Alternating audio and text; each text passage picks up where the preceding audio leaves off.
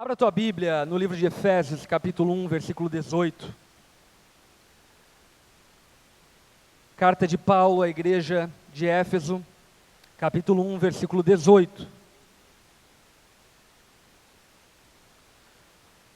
O apóstolo Paulo, nesse trecho da carta aos Efésios, ele separa uma porção para declarar orações para a igreja de Éfeso. E isso, inclusive, é muito curioso, e eu diria até, inclusive, animador e uma dica, talvez, para você. Talvez você tenha muita dificuldade de orar, de ter a disciplina da oração, falando palavras e coisas do tipo. E um dos problemas clássicos nossos, como cristãos, é tentarmos de alguma forma colocarmos Deus dentro de uma forma, de uma caixa, e pensarmos que nós podemos nos relacionar com Ele somente se for assim. E a oração é uma dessas coisas. Algumas pessoas, por exemplo, acreditam que Deus só ouve orações se elas forem forma de repetições, como por exemplo a repetição do Pai Nosso. Mas a declaração da oração do Pai Nosso não era uma proposta de repetição, até porque Jesus mesmo, naquele próprio trecho, diz para nós não usarmos de vãs repetições. A oração do Pai Nosso é muito mais como um mapa do tesouro, um mapa da mina. É como se Deus estivesse nos ensinando a como desvendar os nossos corações e cobrir todas as áreas da nossa vida em oração. Outras pessoas, por vezes, pensam que oração se resume a falar. E sabe, algumas pessoas têm dificuldade de falar. Homens têm dificuldade de falar. Sim ou não? E obviamente que você pode desenvolver isso. Mas é interessante pensar que o apóstolo Paulo está orando pela igreja de Éfeso, escrevendo. Ele está usando da escrita para orar. Por esse motivo, se você gosta de escrever, ore escrevendo. Se você gosta de cantar, ore cantando. Se você gosta de falar, ore falando. Mas aprenda uma coisa: não deixe de orar. Porque a oração, ela é a ferramenta de Deus para nos suprir emocionalmente e espiritualmente de fé. E Paulo está orando pela igreja de Éfeso de maneira escrita, e a oração dele, no versículo 18, no meu ponto de vista, é extremamente curiosa. Ele diz o seguinte: oro também para que os olhos do coração de vocês sejam iluminados. Olhe para quem está ao teu lado e diga: você sabia que tem olhos no teu coração? Parece ser uma coisa meio mitológica, meio oriental demais, não é? Mas é o apóstolo Paulo, o apóstolo e doutrinador, teólogo do Novo Testamento, que está declarando isso. Ele está dizendo: ei, eu oro para que os olhos do coração de vocês sejam abertos. Por que o apóstolo Paulo está orando acerca disso? Porque talvez ele sabia da dificuldade que a humanidade, e em especial os cristãos, teriam ao longo da história. Qual dificuldade? A dificuldade de encararmos as nossas emoções com seriedade. A dificuldade de sermos honestos com as nossas emoções. Porque crente é um ser, por vezes, que precisa ser estudado. Por exemplo, um pastor chega no púlpito e diz: ei, quem está feliz? E o cara está extremamente triste. Ele diz: mas ele está triste. Ele não deveria falar uhul. Ele fala: eu estou triste. Alguém me ajuda. Por vezes eu acredito, até inclusive por uma aceitação social no meio cristão, nós pensamos que não podemos explorar as nossas emoções. Mas a grande verdade é que Deus quer nos transformar e quer agir nas nossas vidas de maneira integral. Ou seja, corpo, alma e espírito. Deus tem uma obra para realizar no seu corpo, amém? No seu físico, na sua matéria. Deus também tem uma obra para ser realizada nas suas emoções, nos seus sentimentos, naquilo que passa no seu coração. E Deus também tem uma obra para realizar no seu espírito. Porém, e portanto, nós não podemos ignorar as nossas emoções, colocar elas num calabouço, ou num sótão, ou naquele quartinho que ninguém mexe, e simplesmente dizer, está tudo bem, quando na verdade não está tudo bem. De alguma maneira, e eu não sei bem qual é o motivo, parece que o cristianismo condicionou as pessoas a serem um tanto quanto hipócritas, mentirem acerca do seu coração. E a oração de Paulo aqui, ela é uma oração que, como pastor dessa igreja, eu também faço, principalmente durante esse tema, dilemas. A minha oração por você durante esse tema é: Deus, abra os olhos do coração dos meus irmãos, para que eles possam ser honestos com aquilo que eles estão sentindo. Porque a grande verdade é que se você não for honesto com aquilo que você sente, você não pode experimentar o consolo do Espírito Santo. Se você não for honesto com o teu luto, você vai ficar amargando para o resto da tua vida o seu luto, e o Espírito Santo não vai poder fazer a obra de consolo no seu coração. Se você não for honesto com as suas amarguras, tristezas, raivas, desejos de vingança, vitimismos, se você não for honesto com as suas emoções, as suas emoções vão ser desonestas com você. E pode ter plena convicção que o tempo não resolve problemas emocionais. O tempo pode esconder problemas emocionais, mas eles vêm à tona um dia. O tempo pode de alguma forma disfarçar o que nós sentimos, mas no fim das contas o tempo não tem poder para de alguma maneira transformar as nossas emoções, senão o Espírito Santo.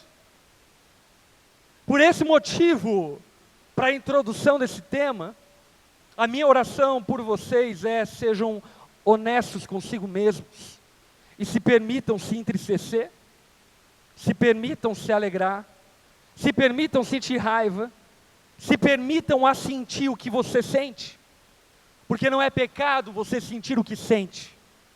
Pecado é, a partir do que você sente, viver independentemente de Deus.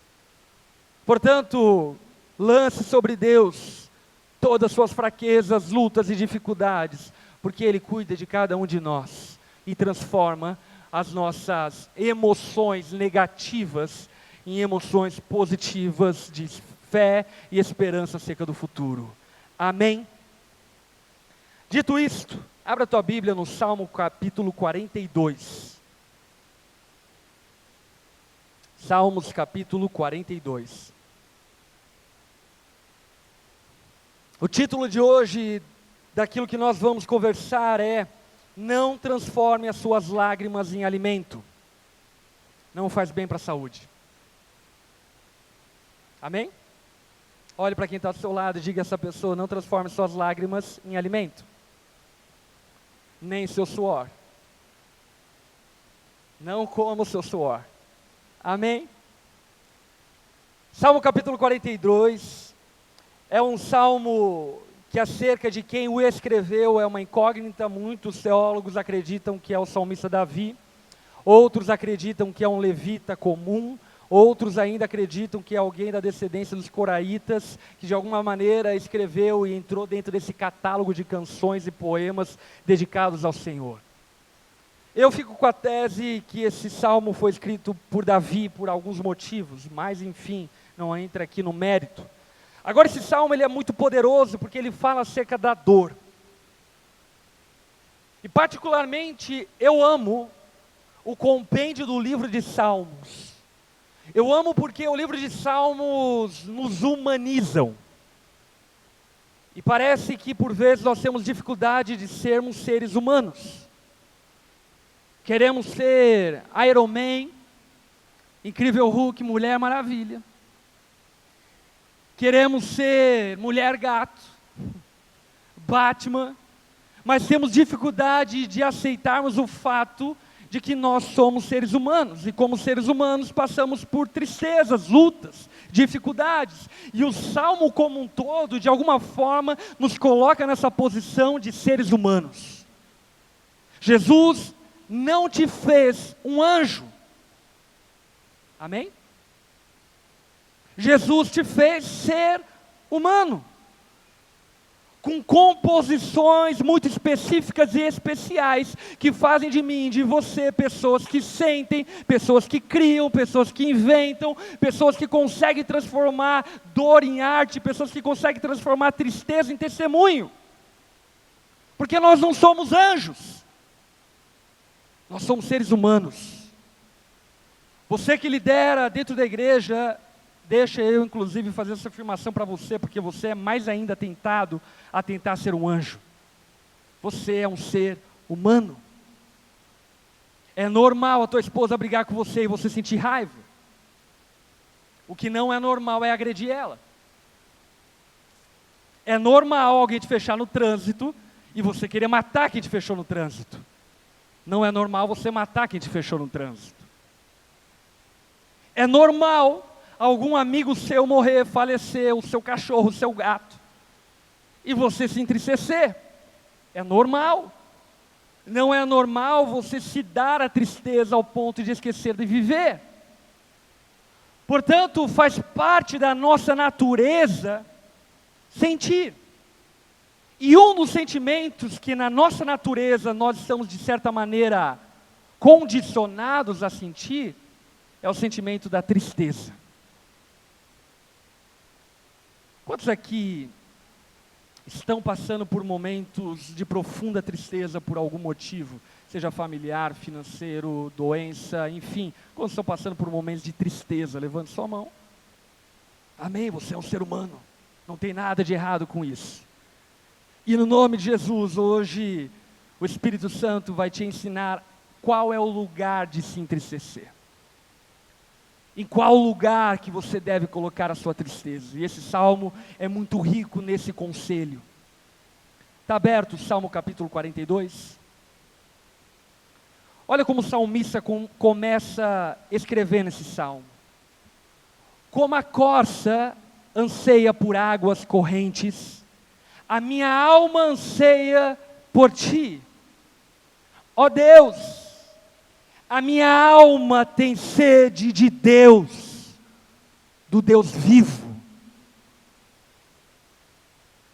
O que o salmista está trazendo à tona é que assim como o nosso corpo precisa de pão, assim como o nosso organismo precisa de água, a nossa alma precisa de Deus. Eu e você fomos criados para vivermos conectados a Deus. Eu e você fomos criados para viver um relacionamento com Deus.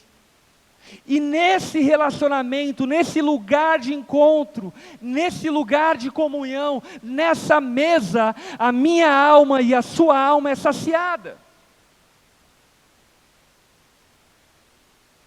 Antes do pecado de Adão e Eva, não existia tristeza.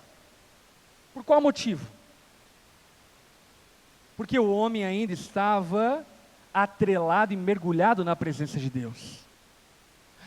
Uma das narrativas acerca da vinda de Cristo e do estabelecimento do seu reino de maneira plena em Apocalipse é que Deus enxugará dos nossos olhos todas as lágrimas e não haverá mais tristeza. Por qual motivo? Porque lá nós viveremos um relacionamento pleno e profundo com Deus.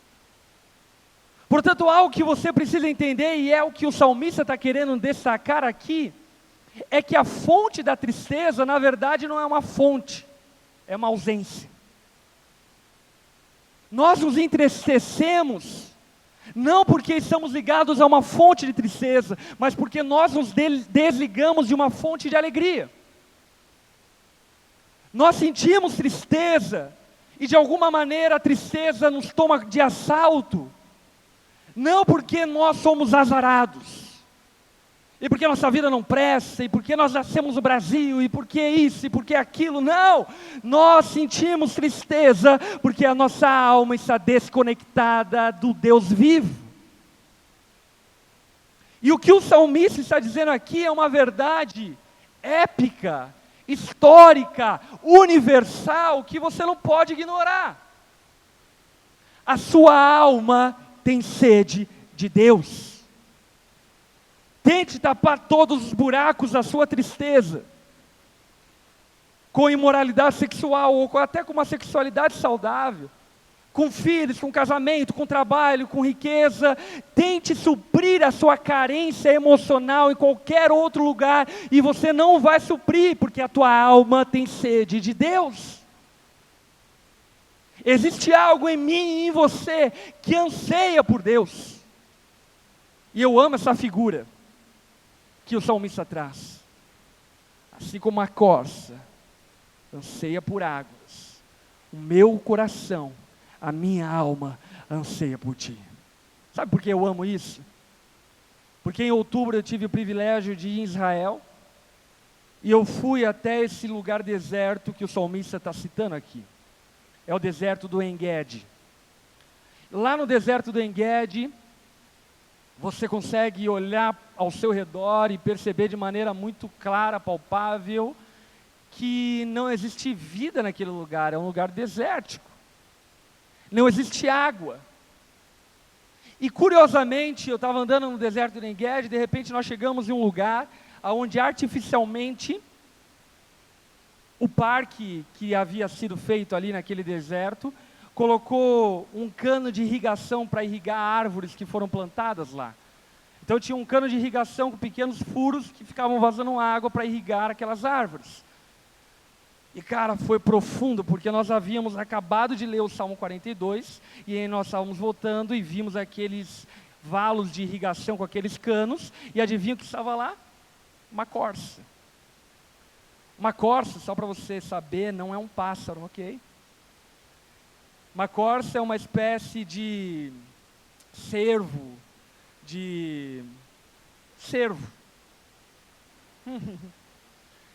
E essa corça, ela estava loucamente tentando sugar a água daquele cano. Fantástico, eu olhei para aquela imagem e logo me arremeteu esse salmo. A minha alma anseia por você. Mas aí, curiosamente, eu cheguei perto dela e de repente eu olhei numa árvore. E era uma árvore toda espinhosa. E de maneira muito engraçada, naquela árvore estava cheia de corças. Cervos, ok? Imagine esses animais maiores do que cachorro em cima de árvore. E eles estavam em cima daquelas árvores por causa que mesmo em meio aos espinhos, aquela árvore ela tinha água no caule. Então eles ficavam arranhando o caule para tentar sugar a água do caule daquela árvore. Em outras palavras, sabe o que o salmista está dizendo? Deus não é apenas algo bom na nossa experiência humana. Deus é extremamente necessário na nossa experiência humana. Nós temos desespero por Deus. Você tem desespero por Deus. Talvez você se confundiu pensando que o seu desespero é por um marido. Mas eu preciso dizer para você que não é o marido que vai suprir o desespero da sua alma por Deus, porque a sua alma carece desse lugar da habitação de Deus, dessa fonte de alegria. Deus é a fonte de alegria. O salmista continua dizendo: quando poderei entrar para me apresentar, ó Deus? As minhas lágrimas têm sido o meu alimento de dia e de noite. Pois me pergunto o tempo todo: onde está o seu Deus? Só para você entender o contexto desse salmo, o salmista estava exilado de Jerusalém e ele não podia chegar até o lugar da habitação de Deus. E o questionamento dele é: Deus, quando eu vou poder entrar novamente no teu santuário, para novamente poder buscar na fonte de alegria, na fonte de vida, água para minha alma, quando? Quando eu vou poder retornar ao teu santuário e te ver face a face? E mais uma vez ele deixa evidente que a causa da tristeza era a ausência do Deus vivo. E o anseio dele era para voltar ao santuário de Deus e relacionar-se de novo com o Deus vivo.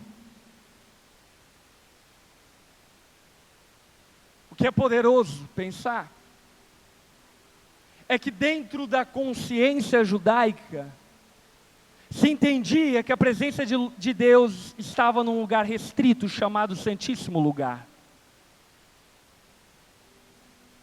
Mas nos foi revelada uma verdade superior no Novo Testamento. E nos foi aberta uma porta mais elevada no Novo Testamento, que testifica e declara que eu e você somos santuários do Deus vivo, templo de Deus. Em outras palavras, a partir da consciência do Novo Testamento, Deus não está em um lugar físico, mas Deus está em um lugar espiritual. E esse lugar espiritual é confirmado por Jesus em Mateus capítulo 6, versículo 6, quando ele diz: busque o Pai que está em secreto. Sabe o que Jesus está falando? Deus não está nos lugares óbvios. Deus está no lugar aonde se busca Ele. O que eu quero dizer é que teu quarto pode se transformar num santuário se você buscar a Deus no seu quarto. Esse lugar aqui pode ser um santuário se você buscar a Deus nesse lugar, porque aonde nós buscarmos a Deus, nós vamos o encontrar. A nossa fonte de alegria, a nossa fonte de esperança. Mas o desespero do salmista é porque ele estava impedido de ir até esse lugar, mas você não está impedido. Não existem impedimentos para que você se relacione com Deus. Ou melhor, existe um impedimento. Sabe como ele se chama? Você mesmo. Como é o teu nome? Esse é o teu impedimento. É você que se auto-sabota para viver um relacionamento pleno de satisfação, abundância e alegria em Jesus. Você é o auto-sabotador da sua alegria e da sua plenitude. Porque em Cristo nos foi aberto um novo e vivo caminho. Aquele salmista dizia: as minhas lágrimas se tornaram o meu alimento. Eu quero dizer para você essa noite: não transforme as suas lágrimas em alimento, porque Jesus é o pão da vida, Jesus é a água da vida. Você não precisa se alimentar de lágrimas, se alimente de Jesus. Você não precisa se alimentar de tristezas, se alimente do Deus vivo, se alimente de Jesus. O inimigo dizia ao salmista: onde está o seu Deus? Entenda uma coisa: o diabo, biblicamente, é conhecido como o pai da mentira e pai do engano. O diabo não é criador, ele é inventor. Em outras palavras, a partir da habilidade do diabo de inventar coisas, ele inventa mentiras. Quais mentiras? Deixa eu falar algumas mentiras que talvez você acredite. Que eu estou muito sujo para me relacionar com Deus. A Bíblia diz que nem altura, nem profundidade, nem anjos, nem demônios, nem nada nessa era, nem na era por vir, é capaz de nos separar do amor de Deus que está em Cristo Jesus. Para Jesus não existe pessoa suja o bastante para que Ele não se relacione. Pastor, eu sou muito incrédulo, eu tenho muitas dúvidas. Para Jesus, não existe espírito cético, incrédulo, capaz de não permitir que tenha-se um relacionamento com Ele. Porque é em Jesus que as nossas indagações são respondidas. Uma outra mentira: nunca vai ser como um dia foi. A Bíblia diz que a nossa jornada com Cristo é de fé em fé, de glória em glória. Dias melhores estão por vir, e não dias piores. Não somente será como um dia foi, mas será ainda melhor do que um dia foi. Deus tem banquetes, tem mesas, tem experiências mais profundas para você. Deus tem lugares espirituais ainda melhores para que você experimente. Os inimigos tentavam de alguma forma derrubar o salmista, dizendo: onde está o seu Deus? E o inimigo possivelmente tem tentado derrubar a sua vida, te fazendo a mesma pergunta: onde está o seu Deus? Você já parou para perceber que normalmente nos tempos e nos momentos de maiores dores da nossa vida, a primeira pergunta que surge à nossa mente qual é? Onde está Deus? Quando uma mãe pede um filho, normalmente a primeira pergunta que ocorre à mente dela é: onde está Deus? Quando alguém pede um amigo, normalmente a pergunta que ocorre na nossa mente é: onde está Deus? E a resposta para essa pergunta, ela é tão óbvia por meio da fé. Deus está no mesmo lugar de sempre, ao alcance de todos aqueles que o buscam. Mas pastor, se Deus está no mesmo lugar de sempre, por que eu tive que passar por aquilo que eu passei? Aí eu quero ser bem honesto com você, não sei. Mas que o Deus que pode te consolar está no mesmo lugar de sempre, Ele está. Que o Deus que pode reverter a sua tristeza em alegria está no mesmo lugar de sempre, Ele está. Porque você passou pelo que passou, eu não sei. Só seja uma coisa: todas as coisas cooperam para o bem daqueles que amam a Deus. Deus vai usar a tua dor e as tuas lágrimas para irrigar o seu futuro e o seu destino. Não se deixe ser vencido pelo engano dos seus inimigos.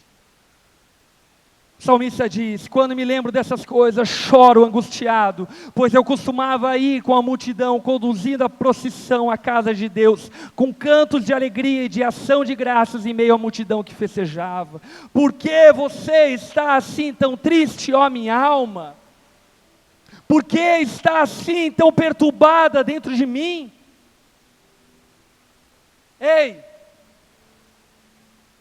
Encare a sua tristeza de frente. Não ignore a sua dor. Não ignore o seu choro. Não ignore o seu luto. Não ignore as suas lágrimas. Não ignore a sua tristeza. Hoje mesmo eu estava conversando com uma pessoa que passou por um episódio muito trágico, quando ele era adolescente, entrando para a juventude. Isso vão se passar 15, 16 anos. E de alguma forma Deus deu discernimento a ele, que alguns comportamentos que ele estava tendo hoje no casamento dele, era proveniente dessa dor que ele nunca havia colocado para fora. E aí então ele olhou para mim e começou a contar acerca da dor. E eu olhei para ele e falei: agora Jesus pode mudar a tua história. Agora Jesus pode te consolar. Não ignore as suas lágrimas. Não reprima a sua dor. Jesus não espera que você não chore. Ele te chama para confiar nele em meio à sua dor e ao seu choro. O salmista diz, em alto e bom tom: põe a sua esperança em Deus, ó minha alma.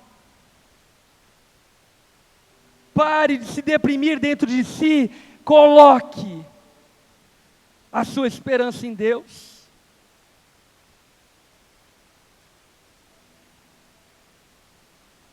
Ele continua dizendo: pois ainda o louvarei, Ele é o meu Salvador, o meu Deus. A minha alma está profundamente triste, por isso de ti me lembro desde a terra do Jordão, das alturas do Hermon, desde o monte Mizar. Abismo chama abismo ao rugir das suas cachoeiras. Entenda essa poesia. Tristezas não resolvidas chamam tristezas. Dores não resolvidas chamam outras dores. Você tem dores no seu casamento? Não seja um acumulador de dores.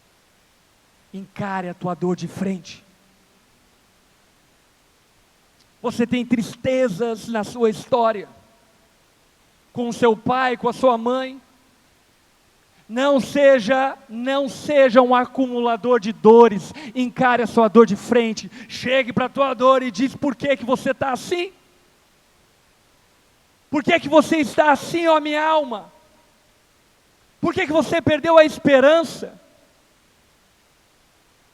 Encare a sua dor de frente. Porque um abismo, uma dor chama a outra dor.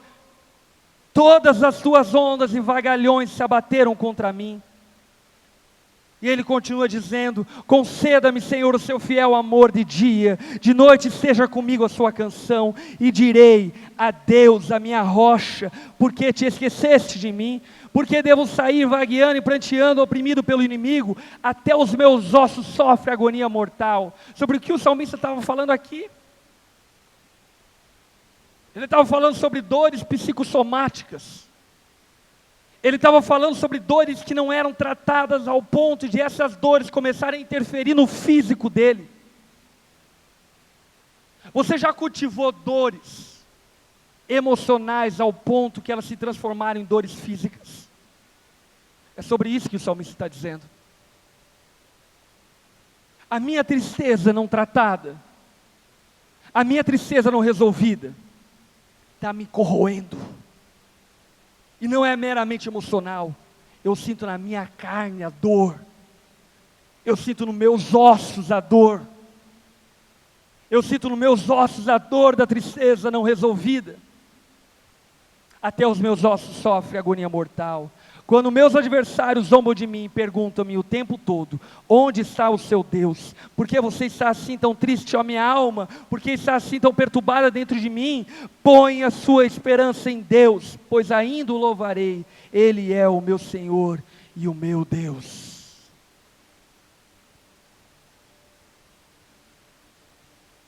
Deus não te criou para sentir dores. Deus não te criou para que você seja tomado por tristezas. Tenha plena convicção de uma coisa: se existe uma característica divina, essa característica se chama alegria. Alegria, plenitude, prazer, satisfação. As dores vieram como provenientes do pecado humano. As dores indicam uma desconexão de Deus. Mas se existe algo que nós precisamos saber, é que esse Deus, que outrora estava desconectado do homem, através de Jesus, abriu um caminho para que eu e você nos conectemos novamente à fonte de alegria, à fonte de satisfação que se chama Jesus. Como pastor,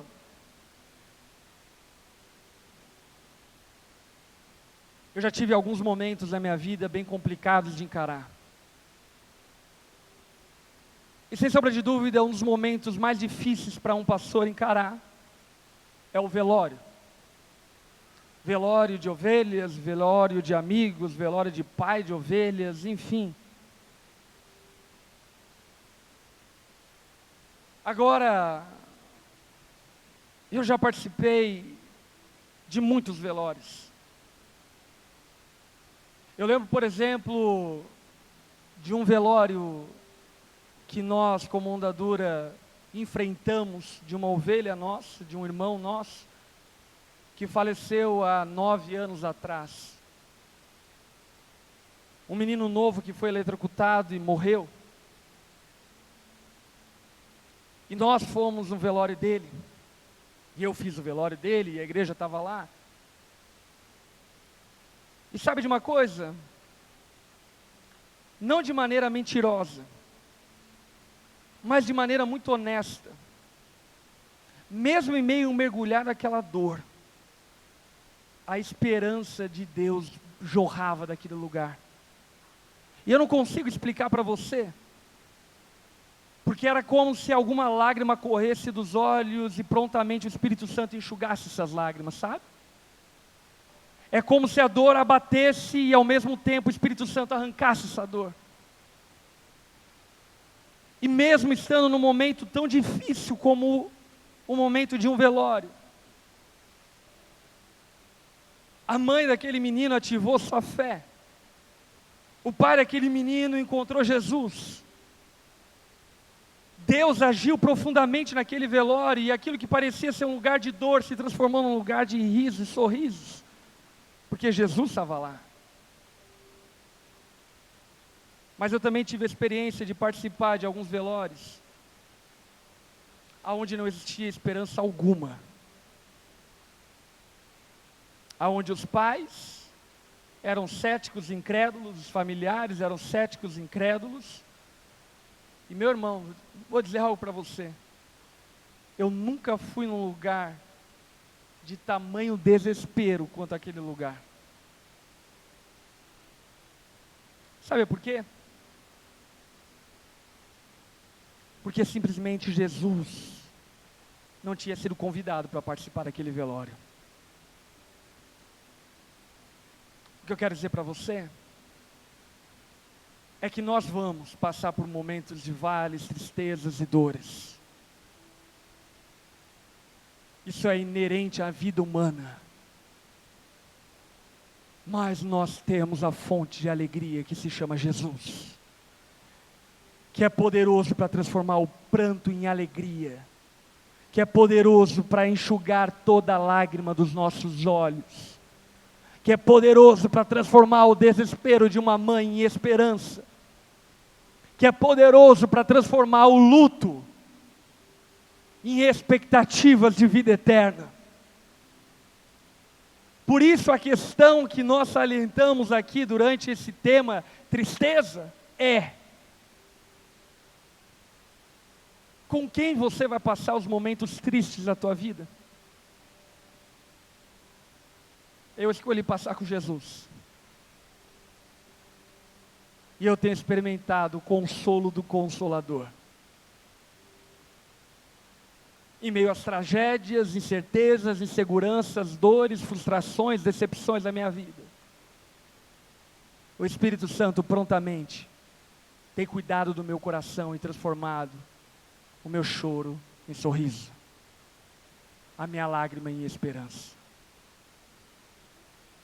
Porque eu decidi correr para Jesus. Sabe qual é a loucura de alguém que está enfrentando um momento de tristeza? Se isolar. Normalmente pessoas que estão passando por tristezas, a tendência da carne é isolar. É sair da igreja, É deixar o grupo pequeno? É se afastar da comunhão? Sim ou não? Mas sabe qual é a resposta para a tua dor? É não se isolar. É não abandonar a comunhão. É não abandonar Jesus. É não abandonar sua vida com Deus. Porque é Ele que há de te erguer e te trazer alegria novamente. Olhe para quem está ao teu lado e diga a essa pessoa: não se alimente de lágrimas. Se alimente da presença de Jesus.